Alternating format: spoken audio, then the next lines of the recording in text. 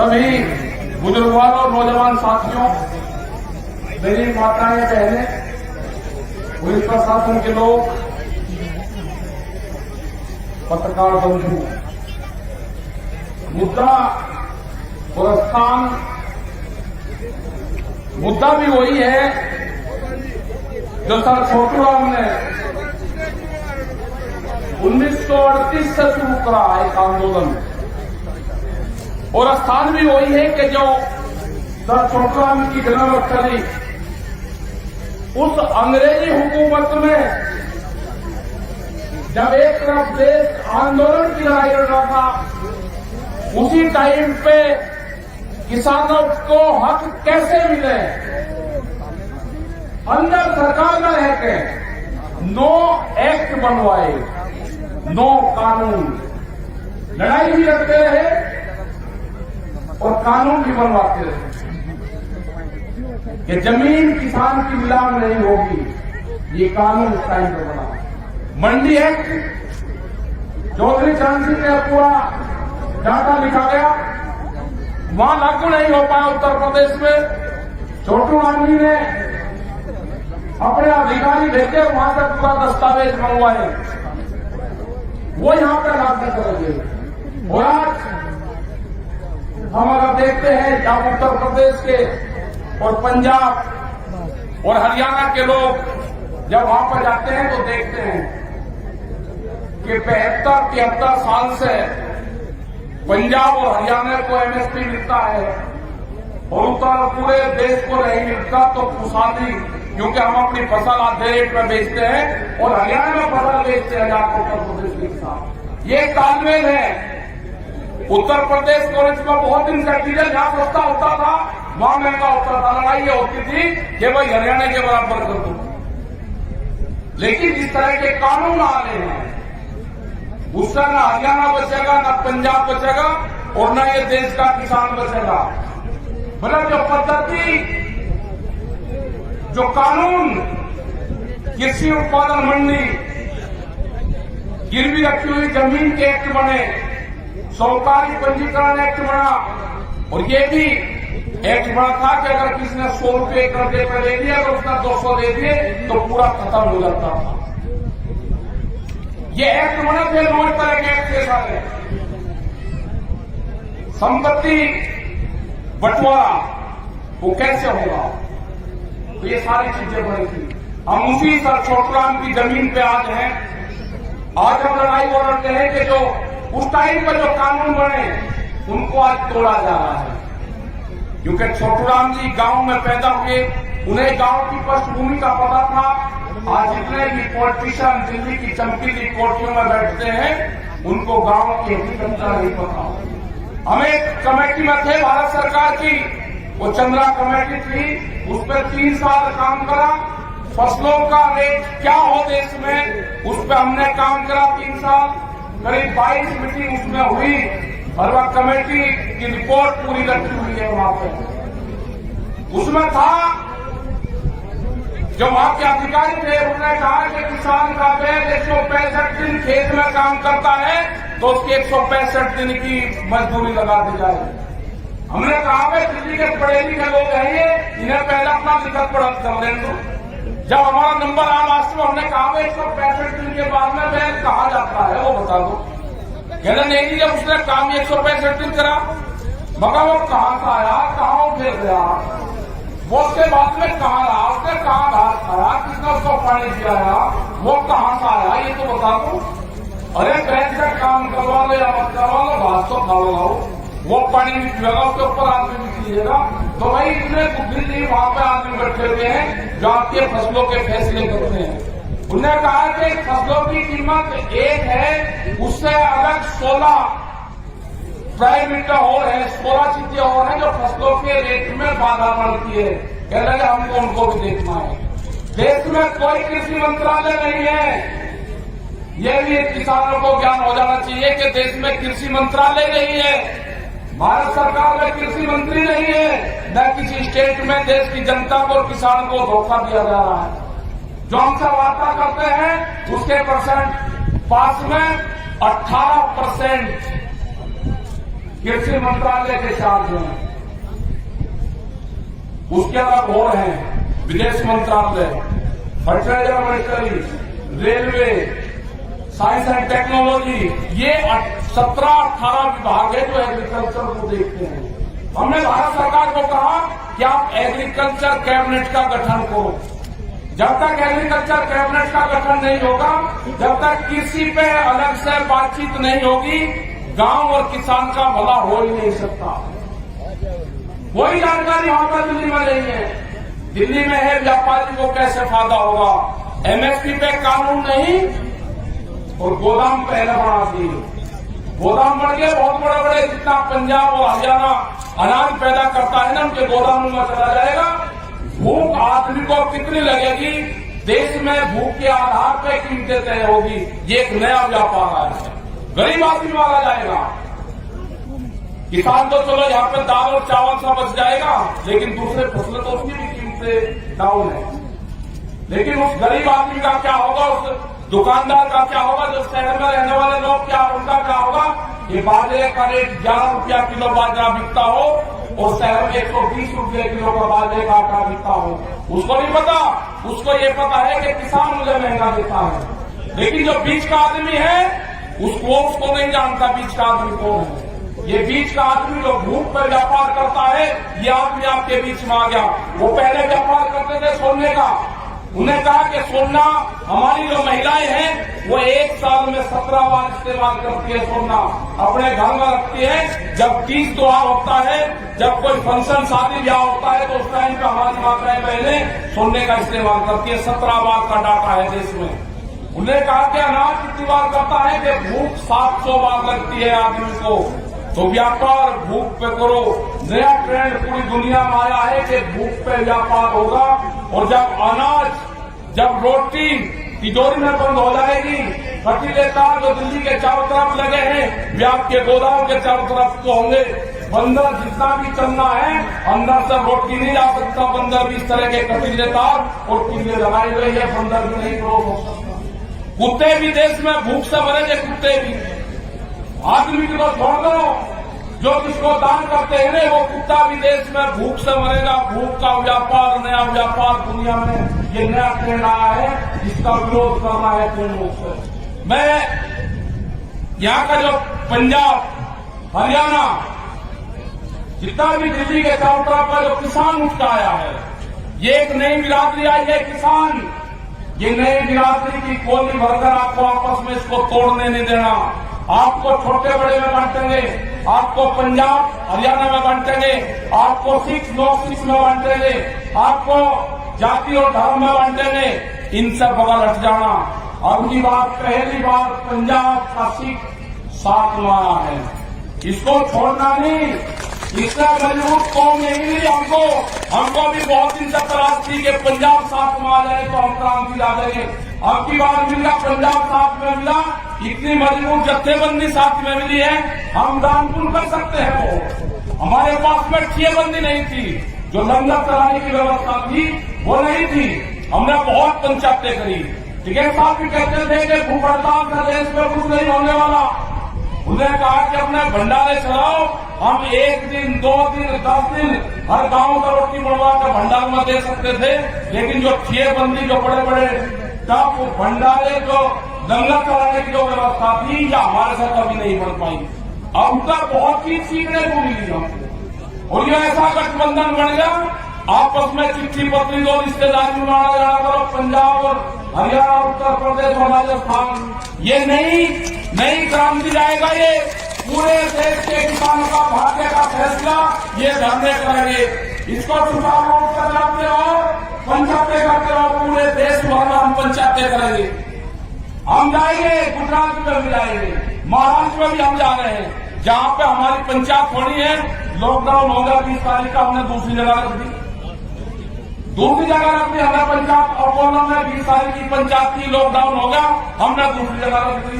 पंचायत जरूर करेंगे, सब जगह पूरे देश में पंचायत करेंगे। हम जाएंगे, बंगाल में भी जाएंगे। बंगाल में भी बड़ी मीटिंग होगी, वहां की सरकार कुछ तंग कर रही किसानों को, भारत सरकार तंग कर रही। जाएंगे, बहाना किसी का होगा, पंचायत वहां पर भी करेंगे। दिक्कत मंडो सारी जत्थेबंदी जाएगी, वहां पर भी पंचायत करेंगे। ये तो रेल चलवा दो, पंचायत सब जगह होगी और इन्हीं पंचायतों से ये भारत सरकार फैसले करेगी। जिस तरह से हरियाणा का साथ मिला है पूरा, जिस तरह से पूरा हरियाणा जो यहाँ पर धरने चल रहे हैं उसका साथ दे रहे हो आप इसी तरह से साथ देते रहो। किसी छोटाई बड़ाई में मत जाना। हरियाणा के लोग बहुत क्रांतिकारी हैं, वो आपस में उतने क्रांतिकारी चल रहे हैं। आप लड़ने का काम आपस में मत करना, नहीं तो ये किसान बच जाएगा। आपको जो कुछ करना उसके बाद में कर लेना। हमने बार बार कहा है, न पंच बदलेंगे और न स्टेज बदलेगी।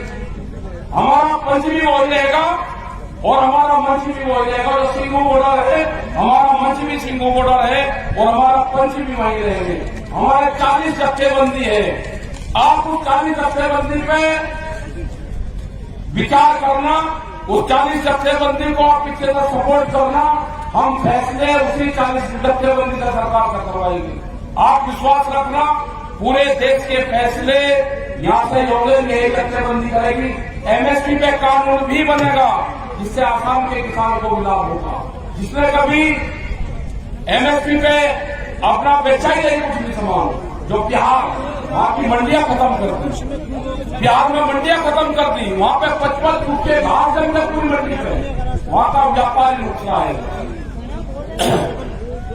आज भी हजारों ट्रक बिहार और उत्तर प्रदेश से धान हरियाणा और पंजाब के व्यापारी खरीद कर जाते हैं। यहाँ के सेलर खरीद कर जाते हैं। सस्ते रेट में 700-800 रुपये क्विंटल में धान की खरीद होती है, 1100 रुपये में धान की खरीद होती है।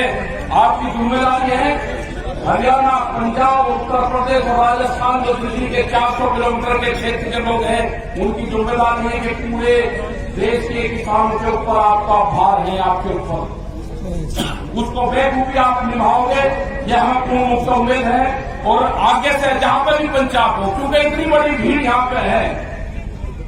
लेकिन क्या हुआ ये भी आपको समझना है, भीड़ बहुत है।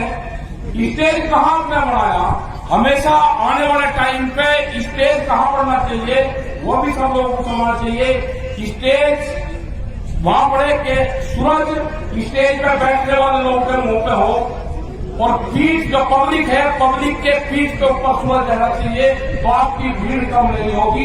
पब्लिक अगर कम होगी, इसके चेहरे पर सूरज लगेगा तो भीड़ घट जाएगी और मंच पर ज्यादा भीड़ होगी। जब सूरज मंच के लोगों पर लगेगा तो मंच पे भीड़ कम होगी और पब्लिक में भीड़ ज्यादा होगी। हमेशा आप ध्यान रखना, क्योंकि जितने लोग यहाँ पर जा रहे हैं, माताएं बहने ये ऐसे कर रही, सूरज आंखों के सामने है, नेता बिल्कुल सुरक्षित है।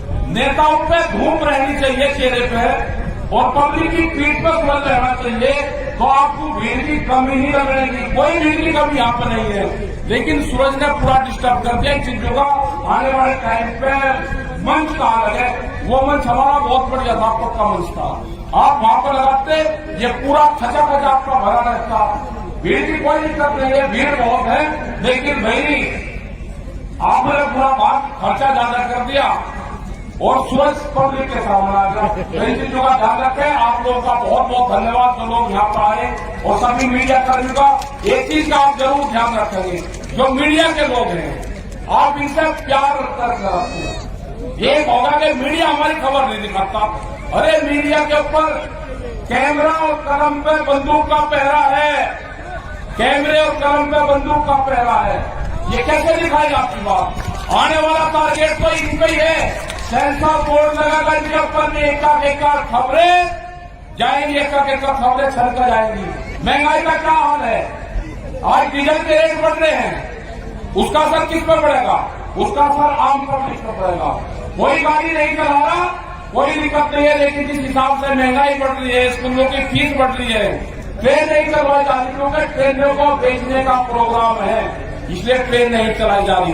हमारा है कि ट्रेन भी चले, महंगाई भी कम हो, फसलों के रेट भी बढ़े, 3 बिल वापसी हो, एमएसपी पे कानून बने। ये हमारी इस मंच से डिमांड है। और जो लोग यहाँ पाए सभी का धन्यवाद। राज्यपाल जी आगे हमारे बड़े भाई सब लोग बैठ जाओ, जो हमारे सीनियर लीडर हैं, राज्यपाल जी होगा साहब आपके बीच में बोले, आप राज्यपाल जी की, क्योंकि हमारे सबसे सीनियर लीडर राज्यपाल जी जत्थेबंदी के हैं। आप जरूर जो खड़े हैं, आप खड़े खड़े सुन लो राज्यपाल जी की, आप जरूर बात सुनोगे। मैं अपनी बात समाप्त करता हूँ और राज्यपाल जी की आप जरूर बात सुनकर जाओगे। बहुत सीनियर लीडर हमारे राज्यपाल जी है इस पूरे जत्थेबंदी के। राज्यपाल जी आओ। सभी बुजुर्गों और नौजवान साथियों, मेरी माताएं बहनें, पुलिस प्रशासन के लोग, पत्रकार बंधु, मुद्दा और स्थान, मुद्दा भी वही है जो सर छोटूराम ने 1938 से शुरू करा एक आंदोलन, और स्थान भी वही है कि जो सर छोटूराम की जन्मस्थली उस अंग्रेजी हुकूमत में जब एक तरफ देश आंदोलन की लड़ाई लड़ रहा था, उसी टाइम पे किसानों को हक कैसे मिले, अंदर सरकार में रह के 9 एक्ट बनवाए, 9 कानून, लड़ाई भी लड़ते रहे और कानून भी बनवाते रहे कि जमीन किसान की नीलाम नहीं होगी। ये कानून उस टाइम पर बना। मंडी एक्ट चौधरी चरण सिंह ने पूरा डाटा लिखा गया, वहां लागू नहीं हो पाया उत्तर प्रदेश में। छोटूराम जी ने अपने अधिकारी भेजे, वहां तक पूरा दस्तावेज मंगवाए, वो यहां पर लागू करेंगे। और आज हम अगर देखते हैं जब उत्तर प्रदेश के और पंजाब और हरियाणा के लोग जब वहां पर जाते हैं तो देखते हैं कि 72-73 साल से पंजाब और हरियाणा को एमएसपी मिलता है और उत्तर पूरे देश को नहीं मिलता। तो खुशहाली, क्योंकि हम अपनी फसल आधे रेट में बेचते हैं और हरियाणा में फसल बेचते हैं जाकर उत्तर प्रदेश के साथ। ये तालमेल है। उत्तर प्रदेश को इसमें बहुत दिन से डीजल जहां सस्ता होता था वहां महंगा होता था। लड़ाई ये होती थी कि भाई हरियाणा के बराबर कर दो, लेकिन जिस तरह के कानून आ रहे हैं उससे न हरियाणा बचेगा, न पंजाब बचेगा और न ये देश का किसान बचेगा। मतलब जो पद्धति, जो कानून कृषि उत्पादन मंडी, गिरवी रखी हुई जमीन के एक्ट बने, सहकारी पंजीकरण एक्ट बना, और ये भी एक्ट बना था कि अगर किसी ने 100 रुपये कर्जे पर दे दिया, अगर उसने 200 दे दिए तो पूरा खत्म हो जाता था। ये एक्ट बने थे, 9 तरह के एक्ट थे सारे। संपत्ति बंटवारा वो कैसे होगा, तो ये सारी चीजें बनी थी। हम उसी सर छोटूराम की जमीन पे आज हैं। आज हम लड़ाई वो लड़ते हैं कि जो उस टाइम पर जो कानून बने उनको आज तोड़ा जा रहा है, क्योंकि छोटूराम जी गांव में पैदा हुए, उन्हें गांव की पृष्ठभूमि का पता था। आज जितने भी पॉलिटिशियन दिल्ली की चमकीली कोठियों में बैठते हैं उनको गांव की हकीकत का नहीं पता।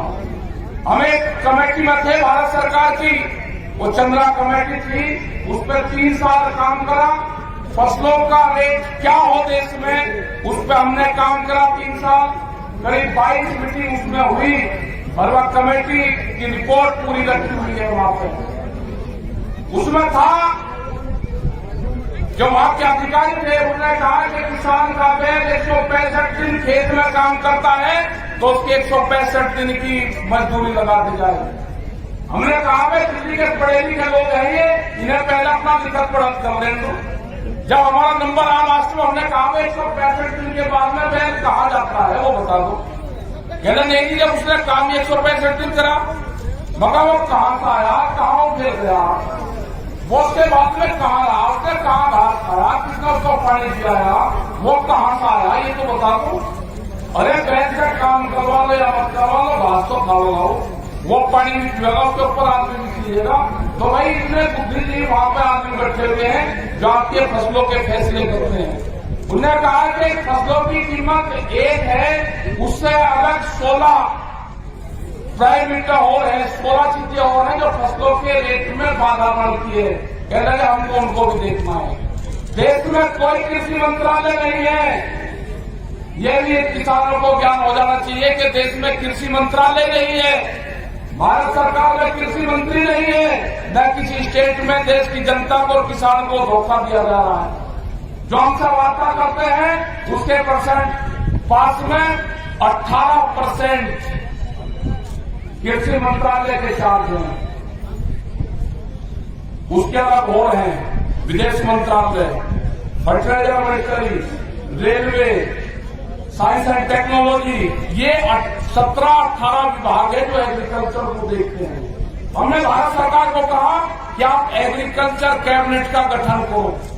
जब तक एग्रीकल्चर कैबिनेट का गठन नहीं होगा, जब तक कृषि पे अलग से बातचीत नहीं होगी, गांव और किसान का भला हो ही नहीं सकता। कोई जानकारी वहां पर दिल्ली में नहीं है। दिल्ली में है व्यापारी को कैसे फायदा होगा, एमएसपी पे कानून नहीं और गोदाम पहले बढ़ा दिए। गोदाम बढ़ गए बहुत बड़े बड़े, जितना पंजाब और हरियाणा अनाज पैदा करता है ना, उनके गोदामों में चला जाएगा। भूख आदमी को कितनी लगेगी, देश में भूख के आधार पर कीमतें तय होगी। ये एक नया व्यापार है, गरीब आदमी मारा जाएगा। किसान तो चलो यहाँ पे दाल और चावल सा बच जाएगा, लेकिन दूसरे फसलें तो उसकी भी कीमतें डाउन है। लेकिन उस गरीब आदमी का क्या होगा, उस दुकानदार का क्या होगा, जो शहर में रहने वाले लोग क्या उनका क्या होगा। ये बाजरे का रेट 11 रुपया किलो बाजरा बिकता हो और शहर में 120 रुपये किलो का बाजरे का आटा बिकता हो, उसको नहीं पता। उसको ये पता है कि किसान मुझे महंगा देता है, लेकिन जो बीच का आदमी है उसको नहीं जानता बीच का आदमी कौन है। ये बीच का आदमी जो भूख पर व्यापार करता है, ये आदमी आपके बीच में आ गया।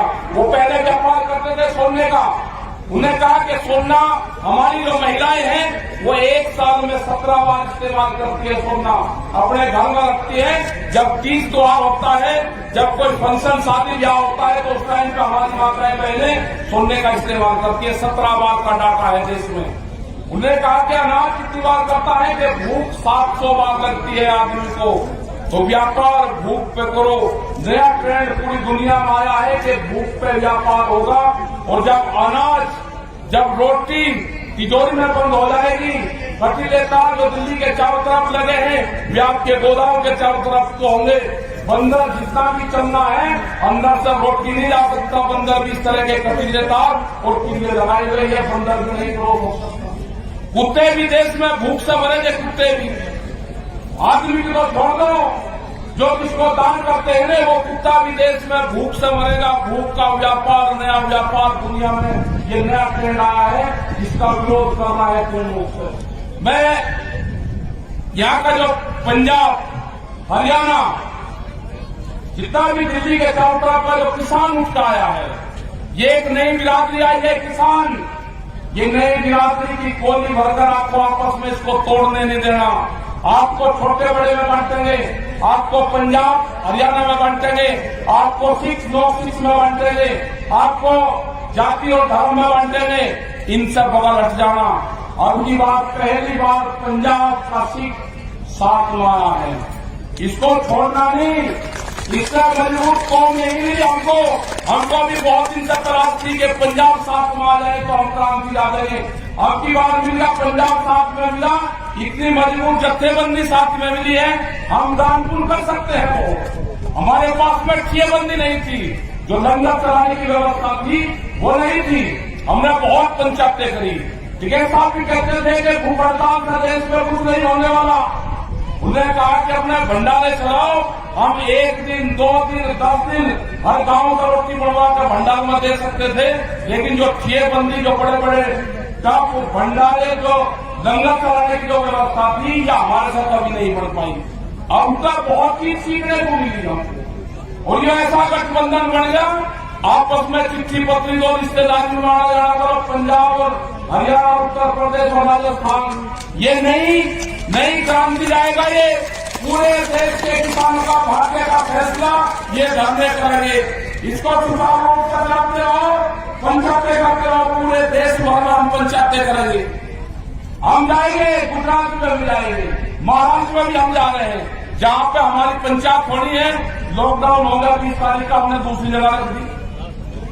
दूसरी जगह रख दी हमने पंचायत, अपोलो में 20 तारीख की पंचायत की लॉकडाउन हो गया, हमने दूसरी जगह रख दी। पंचायत जरूर करेंगे, सब जगह पूरे देश में पंचायत करेंगे। हम जाएंगे बंगाल में भी जाएंगे, बंगाल में भी बड़ी मीटिंग होगी, वहां की सरकार कुछ तंग कर रही किसानों को, भारत सरकार तंग कर रही, जाएंगे बहाना किसी का होकर पंचायत वहां पर भी करेंगे। दिक्कत न बंदो सारी जत्थेबंदी जाएगी, वहां पर भी पंचायत करेंगे। ये तो रेल चलवा दो, पंचायत सब जगह होगी और इन्हीं पंचायतों से ये भारत सरकार फैसले करेगी। जिस तरह से हरियाणा का साथ मिला है पूरा, जिस तरह से पूरा हरियाणा जो यहाँ पर धरने चल रहे हैं उसका साथ दे रहे हो आप इसी तरह से साथ देते रहो। किसी छोटाई बड़ाई में मत जाना। हरियाणा के लोग बहुत क्रांतिकारी हैं, वो आपस में उतने क्रांतिकारी चल रहे हैं। आप लड़ने का काम आपस में मत करना, नहीं तो ये किसान बढ़ जाएगा। आपको जो कुछ करना उसके बाद में कर लेना। हमने बार बार कहा है, न पंच बदलेंगे और न स्टेज बदलेगी। हमारा पंच भी वही रहेगा और हमारा मंच भी वही रहेगा। जो सिंगू बॉर्डर है, हमारा मंच भी सिंगू बॉर्डर है और हमारा पंच भी वही रहेंगे। हमारे 40 जत्थेबंदी है। आप उस 40 जत्थेबंदी पे विचार करना, उस 40 जत्थेबंदी को आप पीछे से सपोर्ट करना। हम फैसले उसी 40 जत्थेबंदी से सरकार से करवाएंगे। आप विश्वास रखना, पूरे देश के फैसले यहां से होंगे, यही जत्थेबंदी करेगी। एमएसपी पे कानून भी बनेगा जिससे आसाम के किसानों को लाभ होगा। जिसने कभी एमएसपी पे अपना बेचा ही नहीं कुछ भी सामान, जो बिहार वहां की मंडियां खत्म कर दी, बिहार में मंडियां खत्म कर दी, वहां पे 55 फुट के भाव जमते पूरी मंडी पे, वहां का व्यापारी नुकसान है। आज भी हजारों ट्रक बिहार और उत्तर प्रदेश से धान हरियाणा और पंजाब के व्यापारी खरीद कर जाते हैं, यहाँ के सेलर खरीद कर जाते हैं। सस्ते रेट में 700-800 रुपये क्विंटल में धान की खरीद होती है, 1100 रुपये में धान की खरीद होती है।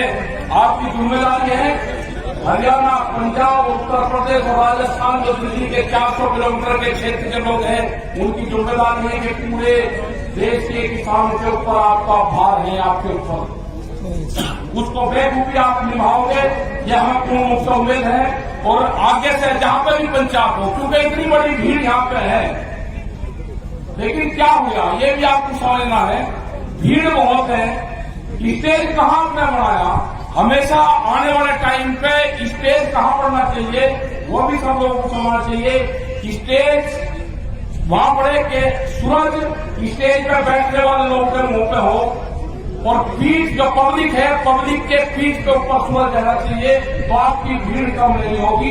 पब्लिक अगर कम होगी, इसके चेहरे पर सूरज लगेगा तो भीड़ घट जाएगी और मंच पर ज्यादा भीड़ होगी। जब सूरज मंच के लोगों पर लगेगा तो मंच पे भीड़ कम होगी और पब्लिक में भीड़ ज्यादा होगी। हमेशा आप ध्यान रखना, क्योंकि जितने लोग यहाँ पर जा रहे हैं, माताएं बहने ये ऐसे कर ली, सूरज आंखों के सामने है, नेता बिल्कुल सुरक्षित है।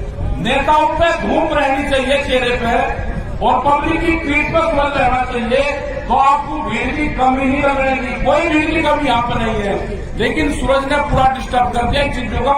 आने वाले टाइम पे मंच कहाँ लगे, वो मंच हमारा बहुत बढ़िया था, पक्का मंच था, आप वहां पर लगाते, ये पूरा खचा खचा आपका भरा रहता। भीड़ की कोई दिक्कत नहीं है, भीड़ बहुत है, लेकिन भाई आपने पूरा बात खर्चा ज्यादा कर दिया और सूरज पब्लिक के सामने आ गया। इन चीजों का ध्यान रखें। आप लोगों का बहुत बहुत धन्यवाद जो लोग यहाँ पर आए और सभी मीडिया कर्मियों का एक चीज का आप जरूर ध्यान रखेंगे, जो मीडिया के लोग हैं आप इनसे प्यार करके रखते हैं। एक होगा कि मीडिया हमारी खबर नहीं दिखाता, अरे मीडिया के ऊपर कैमरा और कलम पे बंदूक का पहरा है, कैमरे और कलम पे बंदूक का पहरा है, ये कैसे दिखाएगा आपकी बात। आने वाला टारगेट तो इन पे ही है, सेंसर बोर्ड लगाकर इनके ऊपर एक खबरें जाएंगी, एक खबरें सरकर जाएंगी।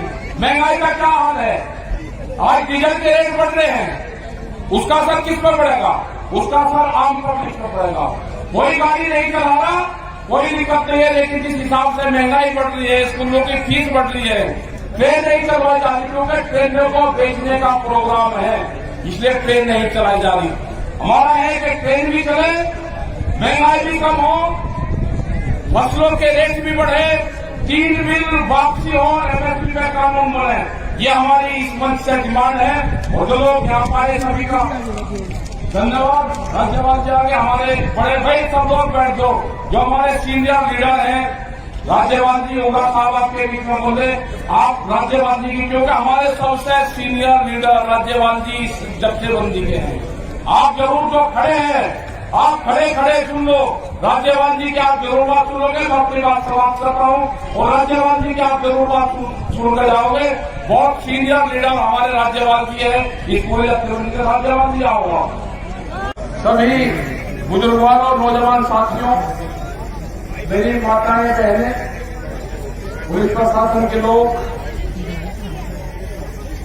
पत्रकार बंधु, मुद्दा और स्थान, मुद्दा भी वही है जो सर छोटूराम ने 1938 से शुरू करा एक आंदोलन, और स्थान भी वही है कि जो सर छोटूराम की जन्मस्थली उस अंग्रेजी हुकूमत में जब एक तरफ देश आंदोलन की लड़ाई लड़ रहा था, उसी टाइम पे किसानों को हक कैसे मिले, अंदर सरकार में रह के 9 एक्ट बनवाए, 9 कानून, लड़ाई भी लड़ते रहे और कानून भी बनवाते रहे कि जमीन किसान की नीलाम नहीं होगी। ये कानून उस टाइम पे बना। मंडी एक्ट चौधरी चरण सिंह ने पूरा डाटा लिखा गया, वहां लागू नहीं हो पाया उत्तर प्रदेश में। छोटूराम जी ने अपने अधिकारी भेजे, वहां तक पूरा दस्तावेज मंगवाए, वो यहां पर लागू करेंगे। और आज हम अगर देखते हैं जब उत्तर प्रदेश के और पंजाब और हरियाणा के लोग जब वहां पर जाते हैं तो देखते हैं कि 72-73 साल से पंजाब और हरियाणा को एमएसपी मिलता है और उत्तर पूरे देश को नहीं मिलता। तो खुशहाली, क्योंकि हम अपनी फसल आधे रेट में बेचते हैं और हरियाणा में फसल बेचते हैं उत्तर प्रदेश के साथ। ये तालमेल है। उत्तर प्रदेश को इसमें बहुत दिन से डीजल जहां सस्ता होता था वहां महंगा होता था। लड़ाई ये होती थी कि भाई हरियाणा के बराबर कर दो। लेकिन जिस तरह के कानून आ रहे हैं उससे न हरियाणा बचेगा, न पंजाब बचेगा और न ये देश का किसान बचेगा। मतलब जो पद्धति, जो कानून कृषि उत्पादन मंडी, गिरवी रखी हुई जमीन के एक्ट बने, सहकारी पंजीकरण एक्ट बना, और ये भी एक्ट बना था कि अगर किसी ने 100 रुपये कर्जे पर ले लिया तो उसका 200 दे दिए तो पूरा खत्म हो जाता था। ये एक्ट बने थे, 9 तरह के एक्ट के सारे। संपत्ति बंटवारा वो कैसे होगा, तो ये सारी चीजें बनी थी। हम उसी सर छोटूराम की जमीन पे आज हैं। आज हम लड़ाई वो लड़ते हैं कि जो उस टाइम पर जो कानून बने उनको आज तोड़ा जा रहा है। क्योंकि छोटूराम जी गांव में पैदा हुए, उन्हें गांव की पृष्ठभूमि का पता था। आज जितने भी पॉलिटिशियन दिल्ली की चमकीली कोठियों में बैठते हैं उनको गांव की हकीकत का नहीं पता। हम एक कमेटी में थे भारत सरकार की, वो चंद्रा कमेटी थी, उस पर 3 साल काम करा। फसलों का रेट क्या हो देश में उस पर हमने काम करा 3 साल। करीब 22 मीटिंग उसमें हुई और वह कमेटी की रिपोर्ट पूरी रखी हुई है वहां पे। उसमें था जो वहां के अधिकारी थे, उन्होंने कहा कि किसान का बैल 165 दिन खेत में काम करता है तो उसके 165 दिन की मजदूरी लगा दी जाए। हमने कहा भाई दिल्ली के पढ़े लिखे लोग हैं ये, इन्हें पहले अपना लिखत पढ़त कर लें। तो जब हमारा नंबर आया लास्ट में, हमने कहा भाई 165 दिन के बाद में बैल कहा जाता है वो बता दो। कहना नहीं, जब उसने काम 165 दिन करा, मगर वो कहां से आया, कहां उठे गया, वो उसके बाद में कहां रहा, उसने कहां घास खाया, किसने उसको पानी पिलाया, वो कहां से आया ये तो बता दो। अरे बैठ कर काम करवा लो या मत करवा लो, घास तो खा लो। वो पानी भी पिएगा, उसके ऊपर आदमी भी पीएगा। तो भाई इतने बुद्धिजीवी वहां पर आदमी बैठे हुए हैं जो आपके फसलों के फैसले करते हैं। उन्होंने कहा कि फसलों की कीमत एक है, उससे अलग 16 प्राइवेट और है, 16 चीजें और हैं जो फसलों के रेट में बाधा पड़ती है। कह रहे हमको उनको भी देखना है। देश में कोई कृषि मंत्रालय नहीं है। यह भी किसानों को ज्ञान हो जाना चाहिए कि देश में कृषि मंत्रालय नहीं है, भारत सरकार में कृषि मंत्री नहीं है, न किसी स्टेट में देश की जनता को और किसान को धोखा दिया जा रहा है। जो हमसे वार्ता करते हैं उसके परसेंट पास में 18% कृषि मंत्रालय के चार्ज हैं। उसके अलग और हैं विदेश मंत्रालय, fertiliser ministry, railway, science and technology, ये 17-18 विभाग है जो एग्रीकल्चर को देखते हैं। हमने भारत सरकार को कहा कि आप एग्रीकल्चर कैबिनेट का गठन करो। जब तक एग्रीकल्चर कैबिनेट का गठन नहीं होगा, जब तक कृषि पे अलग से बातचीत नहीं होगी, गांव और किसान का भला हो ही नहीं सकता। वही जानकारी वहां पर दिल्ली में नहीं है। दिल्ली में है व्यापारी को कैसे फायदा होगा, एमएसपी पे कानून नहीं और गोदाम पहले बढ़ा दिए। गोदाम बढ़ गए, बहुत बड़े बड़े, जितना पंजाब और हरियाणा अनाज पैदा करता है ना, उनके गोदामों में चला जाएगा। भूख आदमी को कितनी लगेगी, देश में भूख के आधार पर कीमतें तय होगी। ये एक नया व्यापार आया है, गरीब आदमी मारा जाएगा। किसान तो चलो यहाँ पे दाल और चावल सा बच जाएगा, लेकिन दूसरे फसलें तो उसकी भी कीमतें डाउन है। लेकिन उस गरीब आदमी का क्या होगा, उस दुकानदार का क्या होगा, जो शहर में रहने वाले लोग क्या, उनका क्या होगा। ये बाजरे का रेट 11 रुपया किलो बाजरा बिकता हो और शहर में 120 रुपये किलो का बाजरे का आटा बिकता हो, उसको नहीं पता। उसको ये पता है कि किसान मुझे महंगा देता है, लेकिन जो बीच का आदमी है उसको नहीं जानता बीच का आदमी कौन है। ये बीच का आदमी जो भूख पर व्यापार करता है, ये आदमी आपके बीच में आ गया। वो पहले व्यापार करते थे सोने का। उन्हें कहा कि सोना, हमारी जो महिलाएं हैं वो एक साल में 17 बार इस्तेमाल करती है सोना, अपने घर में रखती है। जब तीज त्योहार होता है, जब कोई फंक्शन शादी ब्याह होता है, तो उस टाइम पे हमारी माताएं पहले सोने का इस्तेमाल करती है। 17 बार का डाटा है देश में। उन्हें कहा कि अनाज कितनी बार करता है कि भूख 700 बार लगती है आदमी को। तो व्यापार भूख पे करो। नया ट्रेंड पूरी दुनिया में आया है कि भूख पे व्यापार होगा। और जब अनाज, जब रोटी तिजोरी में बंद हो जाएगी, कटीले तार जो दिल्ली के चारों तरफ लगे हैं, वे आपके गोदाम के चारों तरफ तो होंगे। बंदर जितना भी चलना है, अंदर से रोटी नहीं आ सकता। बंदर भी इस तरह के कटीले तार और किले लगाए हुए हैं, बंदर भी नहीं रोक सकता। कुत्ते भी देश में भूख से मरेंगे, कुत्ते भी। आदमी की तो छोड़ दो, जो किसको दान करते हैं ना, वो कुत्ता भी देश में भूख से मरेगा। भूख का व्यापार, नया व्यापार दुनिया में ये नया ट्रेंड आया है, जिसका विरोध करना है पूर्ण रूप से। मैं यहाँ का जो पंजाब, हरियाणा, जितना भी दिल्ली के चारों तरफ का जो किसान उठ आया है, ये एक नई बिरादरी आई है किसान। ये नई बिरादरी की गोली भरकर आपको आपस में इसको तोड़ने नहीं देना। आपको छोटे बड़े में बांटेंगे, आपको पंजाब हरियाणा में बांटेंगे, आपको सिख नॉर्थ सिख में बांटेंगे, आपको जाति और धर्म में बांटेंगे। इनसे बगल हट जाना। अगली बार, पहली बार पंजाब का सिख साथ में आया है, इसको छोड़ना नहीं। इससे मजबूत कौम नहीं मिली हमको भी बहुत दिन तक तलाश थी कि पंजाब साथ में आ जाए तो हम क्रांति ला देंगे। अब की बार मिला, पंजाब साथ में मिला, इतनी मजबूत जत्थेबंदी साथ में मिली है, हम दानपुर कर सकते हैं। वो हमारे पास में ठियेबंदी नहीं थी, जो लंगर चलाने की व्यवस्था थी वो नहीं थी।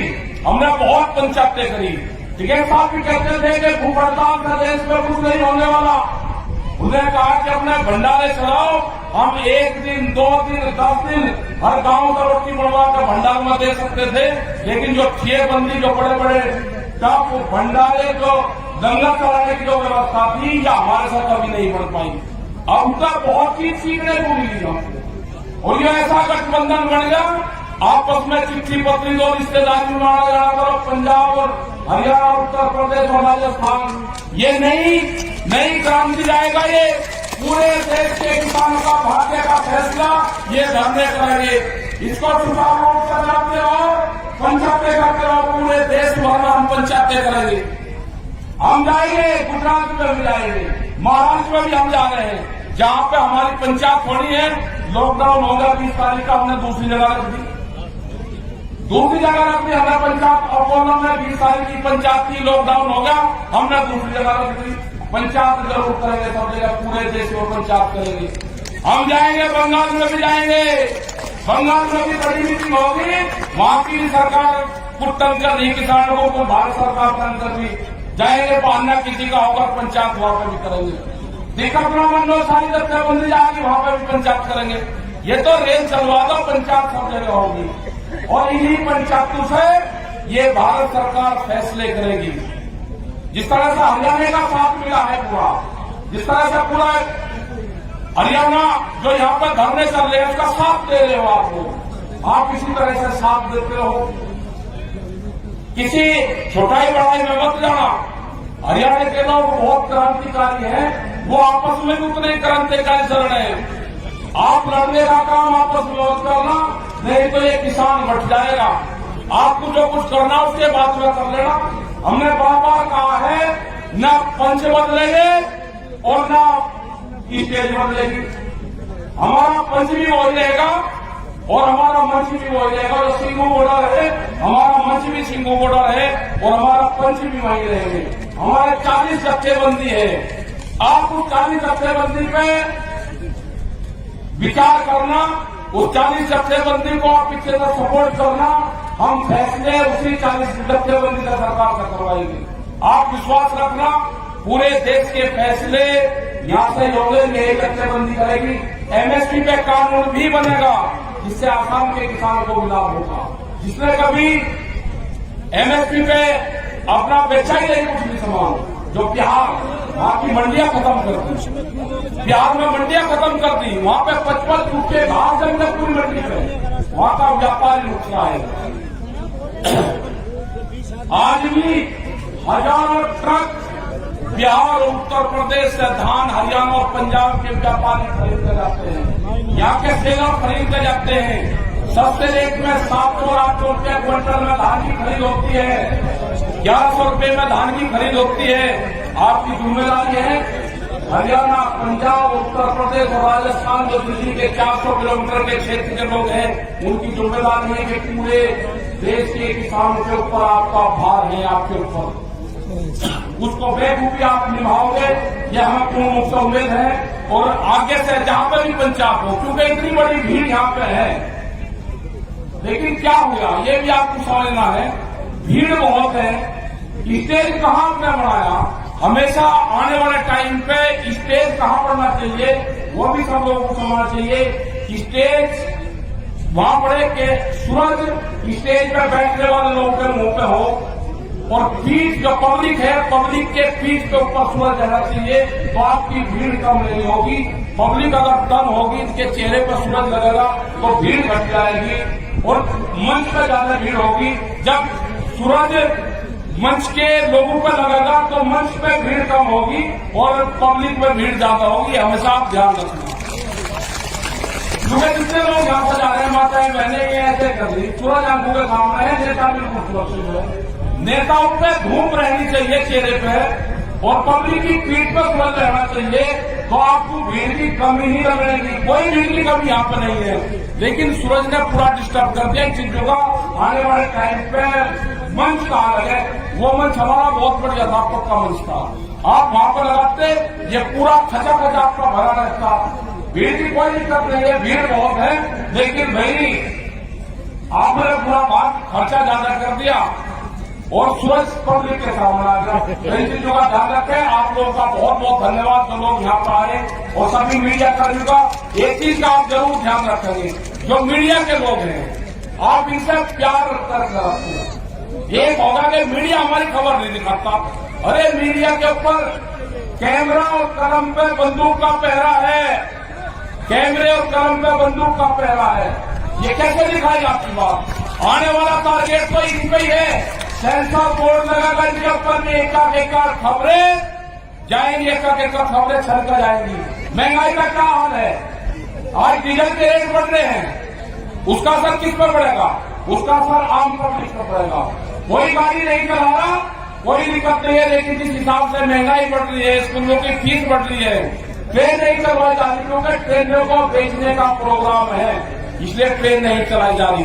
हमारा है कि ट्रेन भी चले, महंगाई भी कम हो, फसलों के रेट भी बढ़े, 3 बिल वापसी हो, एमएसपी पे कानून बने, ये हमारी इस मंच से डिमांड है। और जो लोग यहाँ पाए सभी का धन्यवाद। राज्यपाल जी आगे हमारे बड़े भाई सब लोग बैठ जाओ, जो हमारे सीनियर लीडर हैं, राज्यपाल जी होगा साहब आपके बीच में बोले, आप राज्यपाल जी की, क्योंकि हमारे सबसे सीनियर लीडर राज्यपाल जी जत्थेबंदी के हैं। आप जरूर जो खड़े हैं, आप खड़े खड़े सुन लो, राज्यपाल जी की आप जरूर बात सुनोगे, मैं अपनी बात समाप्त करता हूँ, और राज्यपाल जी की आप जरूर बात सुनकर जाओगे। बहुत सीनियर लीडर हमारे राज्यपाल जी है, इस पूरे जत्थेबंदी के राज्यपाल जी आओगा। सभी बुजुर्गों और नौजवान साथियों, मेरी माताएं बहनें, पुलिस प्रशासन के लोग, पत्रकार बंधु, मुद्दा और स्थान, मुद्दा भी वही है जो सर छोटूराम ने 1938 से शुरू करा एक आंदोलन, और स्थान भी वही है कि जो सर छोटूराम की जन्मस्थली उस अंग्रेजी हुकूमत में जब एक तरफ देश आंदोलन की लड़ाई लड़ रहा था, उसी टाइम पे किसानों को हक कैसे मिले, अंदर सरकार में रह के 9 एक्ट बनवाए, 9 कानून, लड़ाई भी लड़ते रहे और कानून भी बनवाते रहे कि जमीन किसान की नीलाम नहीं होगी। ये कानून उस टाइम पर बना। मंडी एक्ट चौधरी चरण सिंह ने पूरा डाटा लिखा गया, वहां लागू नहीं हो पाया उत्तर प्रदेश में। छोटूराम जी ने अपने अधिकारी भेजे, वहां तक पूरा दस्तावेज मंगवाए, वो यहां पर लागू करेंगे। और आज हम अगर देखते हैं, जब उत्तर प्रदेश के और पंजाब और हरियाणा के लोग जब वहां पर जाते हैं तो देखते हैं कि 72-73 साल से पंजाब और हरियाणा को एमएसपी मिलता है और उत्तर पूरे देश को नहीं मिलता, तो खुशाली, क्योंकि हम अपनी फसल आधे रेट में बेचते हैं और हरियाणा में फसल बेचते हैं जाकर उत्तर प्रदेश के साथ। ये तालमेल है। उत्तर प्रदेश को इसमें बहुत दिन से डीजल जहां सस्ता होता था वहां महंगा होता था, लड़ाई ये होती थी कि भाई हरियाणा के बराबर कर दो। लेकिन जिस तरह के कानून आ रहे हैं, उससे न हरियाणा बचेगा, न पंजाब बचेगा, और न ये देश का किसान बचेगा। मतलब जो पद्धति, जो कानून, कृषि उत्पादन मंडी, गिरवी रखी हुई जमीन के एक्ट बने, सहकारी पंजीकरण एक्ट बना, और ये भी एक्ट बना था कि अगर किसी ने 100 रुपये कर्जे पर दे दिया, अगर उसने 200 दे दिए तो पूरा खत्म हो जाता था। ये एक्ट बने थे, 9 तरह के एक्ट थे सारे।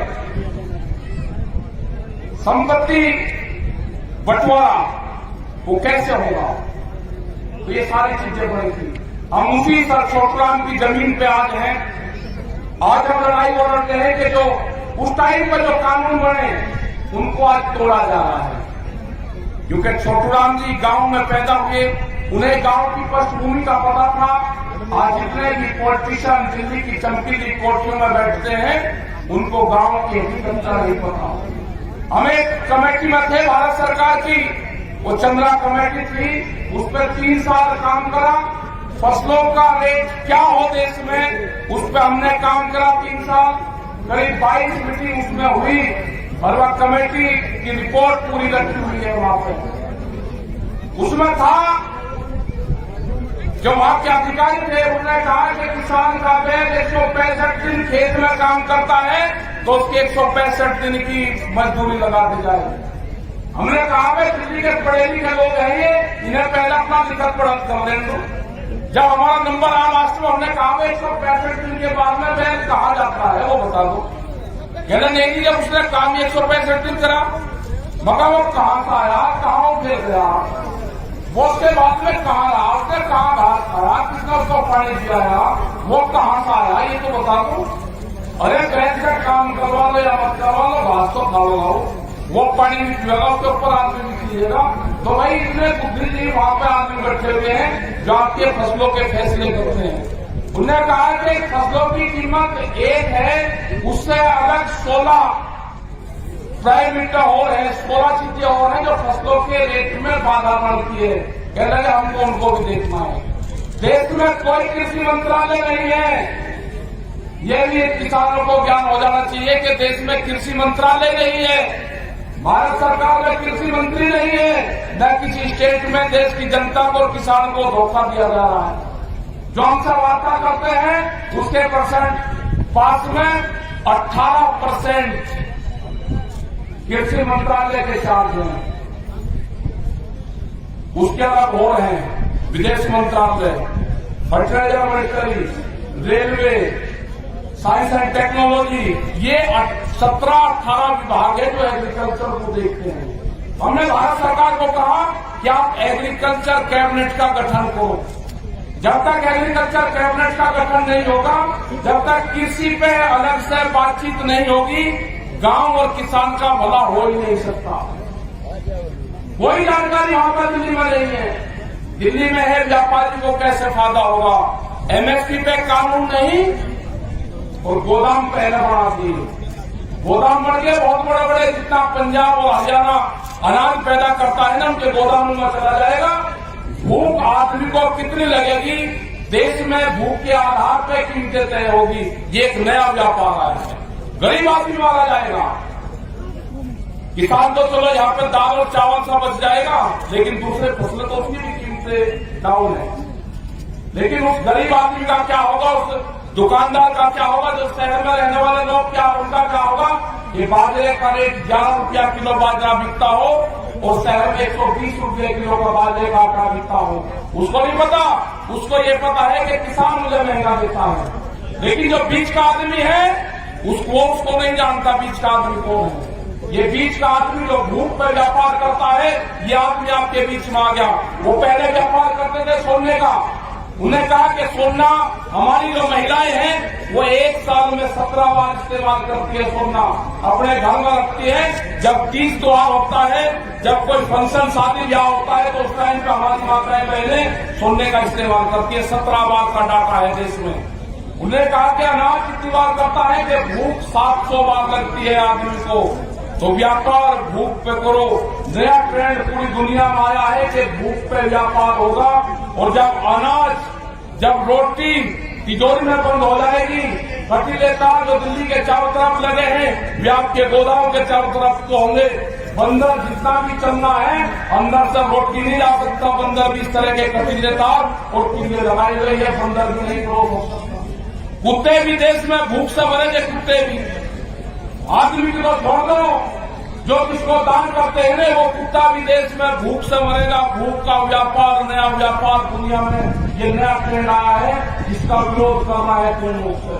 मैं यहाँ का जो पंजाब, हरियाणा, जितना भी दिल्ली के चारों तरफ का जो किसान उठ आया है, ये एक नई बिरादरी आई है किसान। ये नई बिरादरी की गोली भरकर आपको आपस में इसको तोड़ने नहीं देना।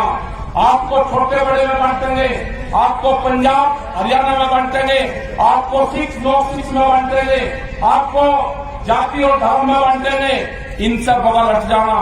अब की बात, पहली बार पंजाब का सिख साथ में आया है, इसको छोड़ना नहीं।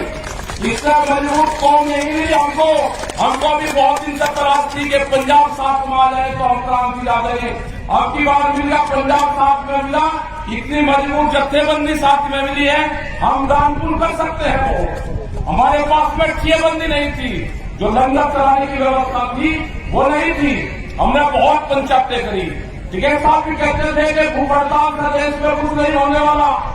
उन्होंने कहा कि अपने भंडारे चलाओ हम 1 दिन 2 दिन 10 दिन हर गांव का रोटी बनवा कर भंडार में दे सकते थे, लेकिन जो थिएबंदी जो बड़े बड़े टॉप भंडारे जो लंगर चलाने की जो व्यवस्था थी, या हमारे साथ कभी नहीं बन पाई। अब तक बहुत चीज सीखने को मिली हमको, और ये ऐसा गठबंधन बन गया, आपस में चिट्ठी पत्री दो रिश्तेदारी बनाना जाना करो, पंजाब और हरियाणा, उत्तर प्रदेश और राजस्थान, ये नई क्रांति जाएगा। ये पूरे देश के किसानों का भाग्य का फैसला ये धरने करेंगे। इसको सुचारू रूप से चलाते रहो, पंचायतें करते रहो, पूरे देश भर में हम पंचायतें करेंगे। हम जाएंगे, गुजरात में भी जाएंगे, महाराष्ट्र में भी हम जा रहे हैं। जहां पे हमारी पंचायत थोड़ी है, लॉकडाउन होगा 20 तारीख का, हमने दूसरी जगह रख दी, हमें पंचायत अपोलो में 20 तारीख की पंचायत की लॉकडाउन होगा, हमने दूसरी जगह रख दी। पंचायत जरूर करेंगे, सब जगह पूरे देश में पंचायत करेंगे। हम जाएंगे, बंगाल में भी जाएंगे, बंगाल में भी बड़ी मीटिंग होगी, वहां की सरकार कुछ तंग कर रही किसानों को, भारत सरकार तंग कर रही, जाएंगे, बहाना किसी का होगा, पंचायत वहां पर भी करेंगे। दिक्कत न मंडो सारी जत्थेबंदी जाएगी, वहां पर भी पंचायत करेंगे। ये तो रेल चलवा दो, पंचायत सब जगह होगी, और इन्हीं पंचायतों से ये भारत सरकार फैसले करेगी। जिस तरह से हरियाणा का साथ मिला है पूरा, जिस तरह से पूरा हरियाणा जो यहाँ पर धरने चल रहे हैं उसका साथ दे रहे हो आप लोग, आप इसी तरह से साथ देते रहो, किसी छोटाई बड़ाई में मत जाना। हरियाणा के लोग बहुत क्रांतिकारी हैं, वो आपस में उतने क्रांतिकारी चल रहे हैं। आप लड़ने का काम आपस में मत करना, नहीं तो ये किसान घट जाएगा। आपको जो कुछ करना उसके बाद में कर लेना। हमने बार बार कहा है, न पंच बदलेंगे और न स्टेज बदलेगी। हमारा पंच भी हो जाएगा और हमारा मंच भी हो जाएगा। जो सिंगू बॉर्डर है, हमारा मंच भी सिंगू बॉर्डर है और हमारा पंच भी वहीं रहेंगे। हमारे 40 जत्थेबंदी है, आप उस 40 जत्थेबंदी पे विचार करना, उस 40 जत्थेबंदी को आप पीछे से सपोर्ट करना। हम फैसले उसी 40 जत्थेबंदी से सरकार से करवाएंगे। आप विश्वास रखना, पूरे देश के फैसले यहां से होंगे, यही जत्थेबंदी करेगी। एमएसपी पे कानून भी बनेगा, जिससे आसाम के किसानों को लाभ होगा। जिसने कभी एमएसपी पे अपना बेचा ही नहीं कुछ भी सामान, जो बिहार वहां की मंडियां खत्म कर दी, बिहार में मंडियां खत्म कर दी, वहां पे 55 फुट के घास जमकर पूरी मंडी पे, वहां का व्यापारी नुकसान है। आज भी हजारों ट्रक बिहार और उत्तर प्रदेश से धान हरियाणा और पंजाब के व्यापारी खरीद कर जाते हैं, यहाँ के सेलर खरीद कर जाते हैं। सस्ते रेट में 700 और 800 रुपये क्विंटल में धान की खरीद होती है, 1100 रुपये में धान की खरीद होती है। आपकी जिम्मेदारी है, हरियाणा, पंजाब, उत्तर प्रदेश और राजस्थान जो दिल्ली के 400 किलोमीटर के क्षेत्र के लोग हैं, उनकी जिम्मेदारी है कि पूरे देश के किसानों के ऊपर आपका भार है, आपके ऊपर उसको बेखूबी आप निभाओगे, ये हमें पूर्ण रूप से उम्मीद है। और आगे से जहां पर भी पंचायत हो, क्योंकि इतनी बड़ी भीड़ यहाँ पे है, लेकिन क्या हुआ ये भी आपको समझना है, भीड़ बहुत है। स्टेज कहाँ पे बनाया, हमेशा आने वाले टाइम पे स्टेज कहाँ बनना चाहिए वो भी सब लोगों को समझना चाहिए। स्टेज वहां पड़े कि सूरज स्टेज पे बैठने वाले लोगों के मुंह पे हो, और पीठ जो पब्लिक है, पब्लिक के पीठ के ऊपर सूरज रहना चाहिए, तो आपकी भीड़ कम नहीं होगी। पब्लिक अगर कम होगी, इसके चेहरे पर सूरज लगेगा तो भीड़ घट जाएगी, और मंच पर ज्यादा भीड़ होगी। जब सूरज मंच के लोगों पर लगेगा तो मंच पे भीड़ कम होगी और पब्लिक में भीड़ ज्यादा होगी। हमेशा आप ध्यान रखना, क्योंकि जितने लोग यहाँ से जा रहे हैं, माताएं बहने ये ऐसे कर ली, सूरज आंखों के सामने है, नेता बिल्कुल सुरक्षित है। नेताओं पे धूप रहनी चाहिए चेहरे पे, और पब्लिक की पीठ पर सूरज रहना चाहिए, तो आपको भीड़ की कमी नहीं लगेगी। कोई भीड़ की कमी यहाँ पर नहीं है, लेकिन सूरज ने पूरा डिस्टर्ब कर दिया इन चीजों का। आने वाले टाइम पे मंच कहाँ लगे, वो मंच हमारा बहुत बढ़िया था, पक्का मंच था, आप वहां पर लगाते, ये पूरा खचा खचा आपका भरा रहता। भीड़ की कोई दिक्कत नहीं है, भीड़ बहुत है, लेकिन भाई आपने पूरा बात खर्चा ज्यादा कर दिया। और सूरज पब्लिक के सामने आ गया। इन चीजों का ध्यान रखें। आप लोगों का बहुत बहुत धन्यवाद जो लोग यहाँ पर आए, और सभी मीडिया कर्मियों का एक चीज का आप जरूर ध्यान रखेंगे, जो मीडिया के लोग हैं आप इनसे प्यार करके रखिए। एक होगा कि मीडिया हमारी खबर नहीं दिखाता, अरे मीडिया के ऊपर कैमरा और कलम पे बंदूक का पहरा है, कैमरे और कलम पे बंदूक का पहरा है। ये कैसे दिखाएगा आपकी बात?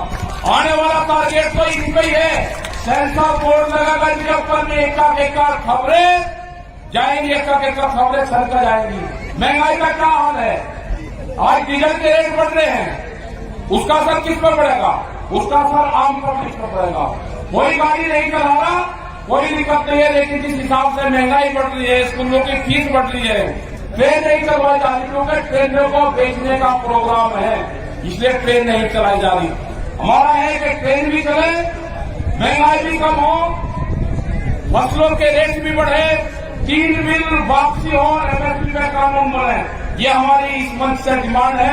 और जो लोग यहाँ पाए सभी का धन्यवाद। राज्यपाल जी आगे हमारे बड़े भाई सब लोग बैठ दो, जो हमारे सीनियर लीडर हैं।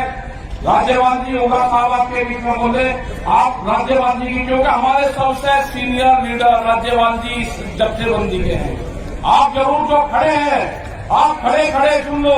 राज्यपाल जी की आप जरूर बात सुनोगे, मैं अपनी बात समाप्त करता हूँ। और राज्यपाल जी की आप जरूर बात सुनकर जाओगे। बहुत सीनियर लीडर हमारे राज्यपाल जी है, इस पूरे जत्थेबंदी के राज्यपाल जी आओ।